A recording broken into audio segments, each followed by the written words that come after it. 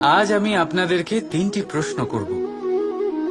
তাহলে প্রথম প্রশ্ন, এমন কে আছে যার ওপর আপনি অনর্গল প্রহার করার পরেও সে হাসে আর আপনাদেরকে আনন্দ দেয়?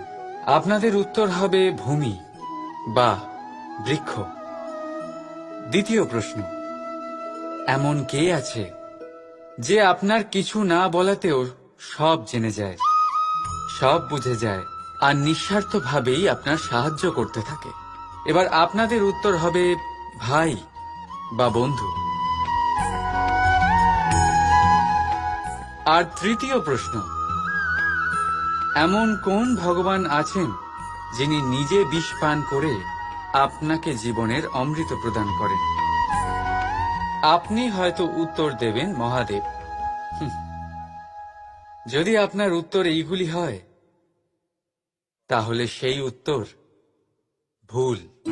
এই সমস্ত প্রশ্নের একটাই সঠিক উত্তর আছে, আর তা হল মা। স্তন্য পান করার সময় আপনি পা দিয়ে কত তাকে মেরেছেন, কিন্তু তাও উনি হাসি মুখে আপনাকে আশিস দিতে থেকেছেন।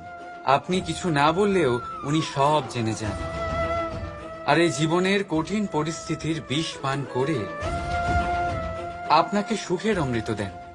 এই জীবনে আপনি যাই করে নিন না কেন, মায়ের ঋণ কখনো পরিশোধ করতে পারবেন না। যদি কিছু করতে চান তবে জীবনের আনন্দের মধ্যে, অনুভূতির মধ্যে আর ধন্যবাদের মধ্যে নিজের মাকে মনে রাখবেন, আর আমার সাথে ভালোবেসে বলবেন রাধা রাধা।